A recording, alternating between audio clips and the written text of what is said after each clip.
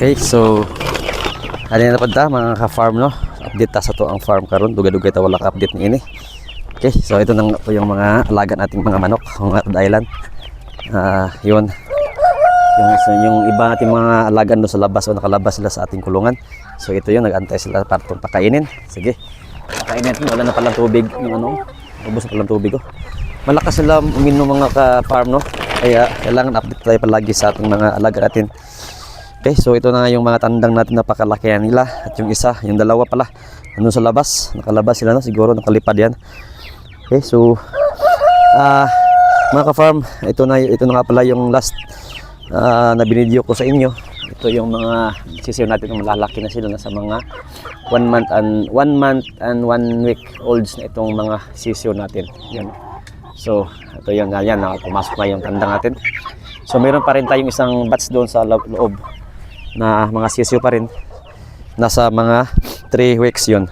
Okay, so ito yung mga tandang natin at saka mga inahin ng mga Rhode Island. Napakaganda nila alagaan mga ka-farm. Yun, malulusog pa rin sila. Wala tayong vitamins na ginamit nito mga ka-farm at tuloy pa rin ang kanilang lakas. Malulusog. So ito yung tubig nila mga ka-farm. Uubusan na. Hindi ko napansin. Ito yung itlog mga ka-farm. May itlog sa labas. Tuloy natin. So araw-araw, napakahaba mga ka-farm ng itlog. Okay, so matamahan nyo ako mga ka-farm sa loob ng aking kulungan. Ayun, yung mga itlog nila mga ka-farm. Ayun, may itlog dito at saka dito may itlog rin. Yun, di ba? So ito yung update mga ka-farm. Okay, so dito ko nilagay sa malalaking karton yung mga itlog kunin natin mga ka-farm. Yun, okay, so bibilangin natin mamaya. At ano nga pala mga ka-farm, meron din tayong sinalang doon ng mga itlog sa ating incubator. Doon meron tayong 70 pieces ng mga itlog doon. Nasa mga 5 days old na 5 days pa lang ang ating sinalang doon sa incubator natin, no? So ito yung mga natira, iniipon ko naman. So marami rin tayong ano natin mga ka-farm, itong mga itlog na ito, marami rin tayong inulam, no? Nakakatulong din sa ating araw-araw na pang-ulam itong itlog. At saka itong itlog ito mga ka-farm ay napakasagana ng mga vitamina dahil nga ito ay fertile egg ito, no? Ito yung itlog na talagang pure na maraming vitamina itong mga itlog nito mga ka-farm dahil ito ay fertile egg ito, no? So yung mga malulusog nating mga manok ito mga ka-farm.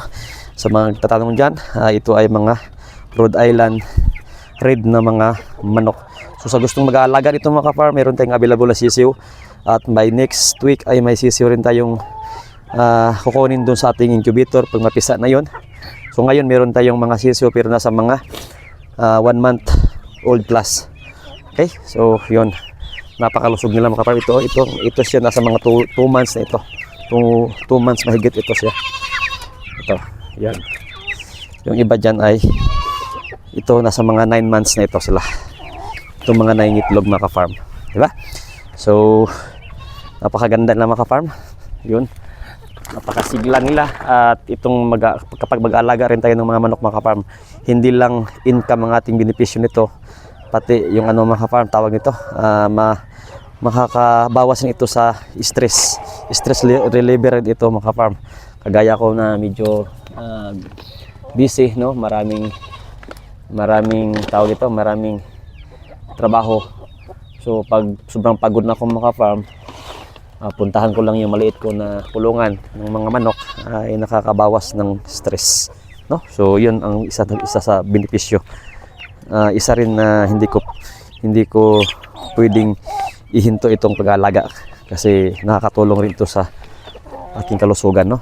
Kasi nakakasama kasi yung sobrang stress mga ka-farm.